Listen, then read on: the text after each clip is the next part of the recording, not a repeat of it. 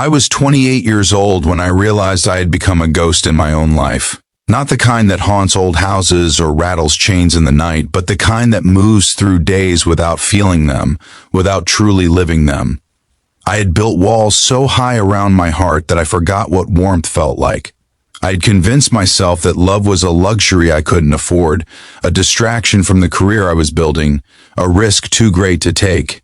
And then, on a rain-soaked Tuesday evening in November, love stopped asking for permission and simply walked through my door.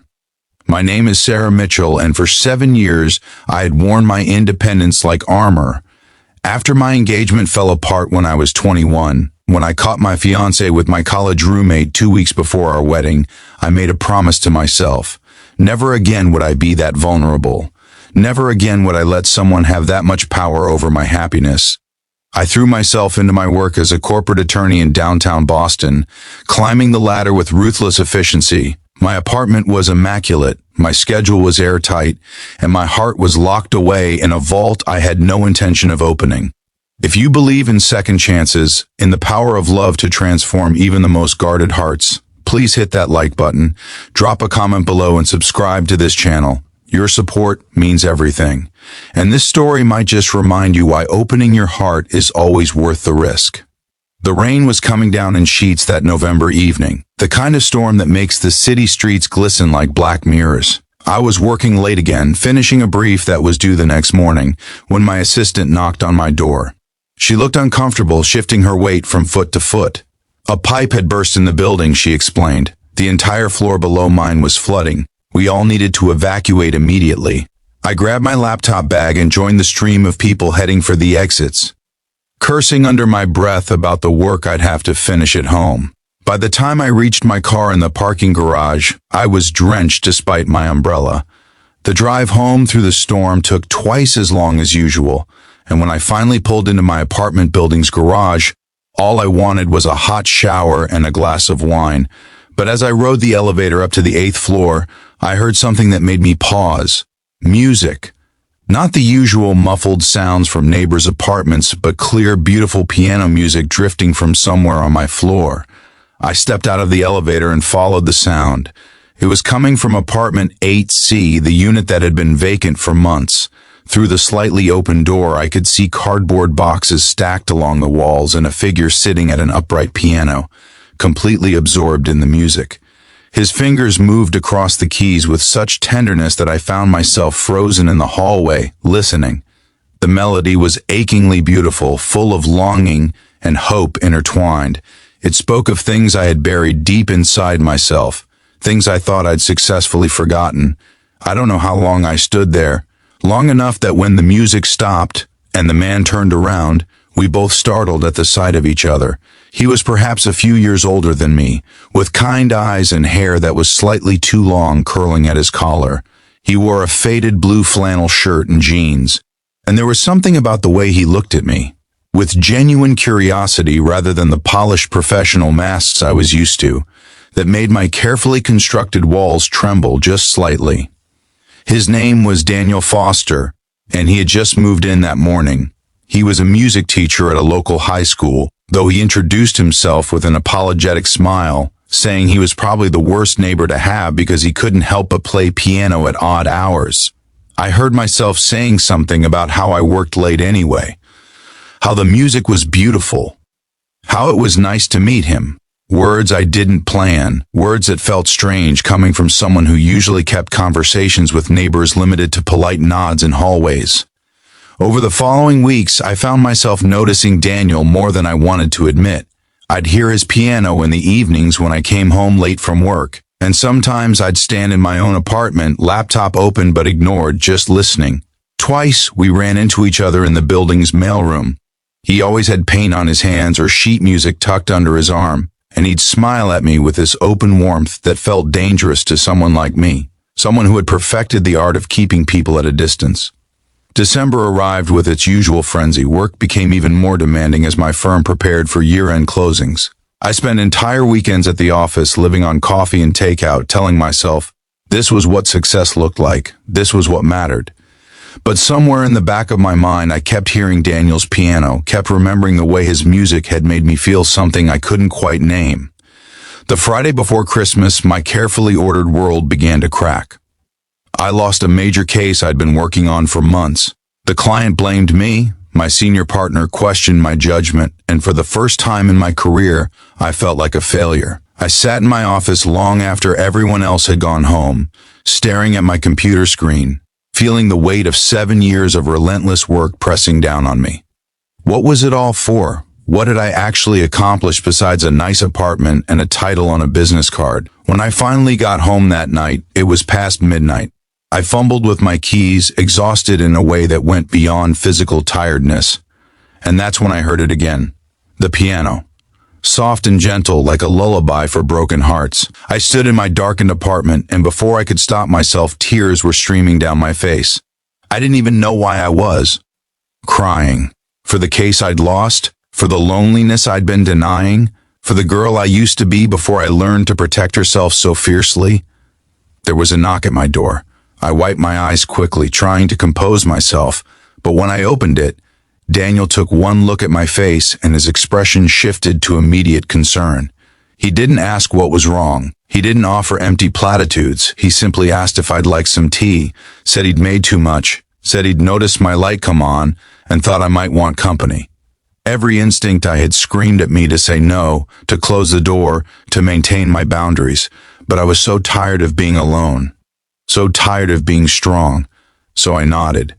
His apartment was the opposite of mine, where I had sleek, minimalist furniture and neutral colors. He had mismatched chairs, bookshelves overflowing with novels and sheet music, plants on every available surface, and paintings on the walls. Some finished, some half completed. It felt alive in a way my space hadn't felt in years. We sat on his worn leather couch drinking chamomile tea, and somehow I found myself telling him about the case I'd lost, about the pressure I put on myself, about how I'd built my entire identity around being invulnerable. Daniel listened without judgment. Then he told me his own story. 5 years ago, he'd been on track to become a concert pianist. He trained at Juilliard, performed in prestigious halls, was on the verge of a recording contract. Then he developed focal dystonia in his right hand, a neurological condition that made his fingers curl involuntarily during performances. His dreams had shattered overnight. He'd spent 2 years in depression, convinced his life was over. But slowly he'd found a new purpose in teaching, in sharing music with kids who needed it, in playing for himself rather than for audiences. He'd learned that sometimes the life we build from our broken pieces is more beautiful than the one we originally planned.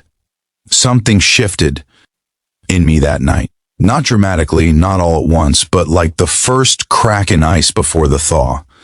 I started finding excuses to run into Daniel. Morning coffee runs that coincidentally aligned with his schedule, checking my mail when I heard his door open. And he seemed to welcome these accidental encounters, always ready with a story about one of his students, or a question about my work that showed he'd actually listened when I talked. January came, and with it, a massive blizzard that shut down the city for 3 days. The power in our building went out on the second day. Daniel knocked on my door with candles and a deck of cards, suggesting we wait out the storm together. We played gin rummy by candlelight, and he taught me the names of different musical scales, and I told him about the little girl I'd been before law school, the one who'd wanted to write poetry and travel the world. The one I'd forgotten existed. That night, as snow piled up outside and our breath formed little clouds in the cold apartment, Daniel played piano for me by candlelight. He played everything from classical pieces to pop songs, and when he started playing something I recognized from that first night I'd heard him, I felt tears prickling my eyes again.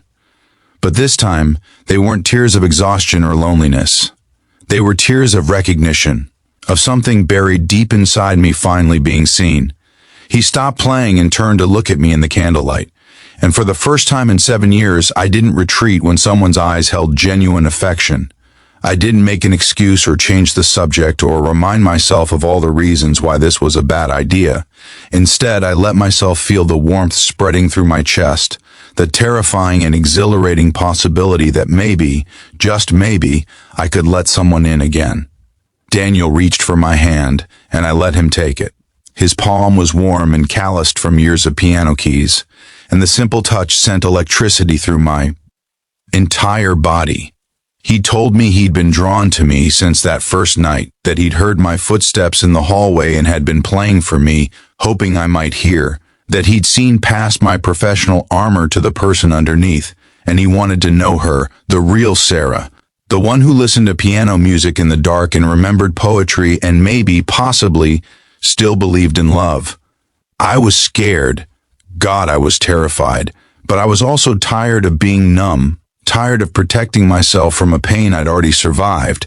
So I squeezed his hand back and told him I'd like to try, to see where this could go, to let someone in, even though every instinct told me to run. The snow melted eventually. Life returned to normal, but I wasn't the same person who'd stood in that hallway months ago, listening to piano music drift from a stranger's apartment. Daniel and I started dating slowly, carefully. He introduced me to his students, and I watched him light up when he taught them.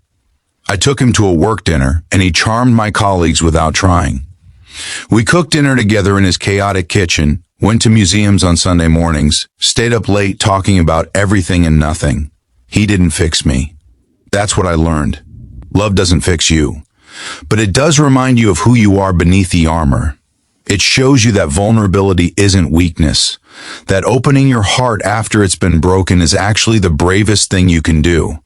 With Daniel, I remembered how to laugh without holding back, how to make plans that excited rather than stressed me, how to trust that someone could see all of me, the ambitious lawyer and the scared girl and the dreamer I'd buried, and choose to stay. If this story has touched your heart, if you've ever been afraid to love again, please take a moment to like this video, leave a comment sharing your own story, and subscribe. Sometimes we need to be reminded that the best chapters of our lives are the ones we never saw coming. It's been 2 years now. Daniel still plays piano every evening, and I still sometimes stand in my apartment listening, though these days I usually end up curling up on his couch while he plays. I made partner at my firm, but I also cut back my hours, started writing poetry again, traveled to Italy with Daniel last summer. I'm learning that you can be successful and soft, driven and open-hearted, independent and in love. Last week, I found Daniel sitting at his piano with a ring box on the closed lid. He was playing the same piece I'd heard that very first night, the one full of longing and hope. When he finished, he turned to me with tears in his eyes and asked me to marry him. And this time, when faced with the prospect of forever with someone, I didn't feel fear. I felt ready.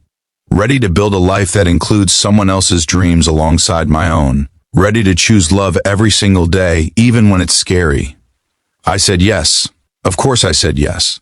Because I've learned that the things we ignore, the things we run from, the things we tell ourselves we don't need, those are often the very things that will save us if we're brave enough to open the door.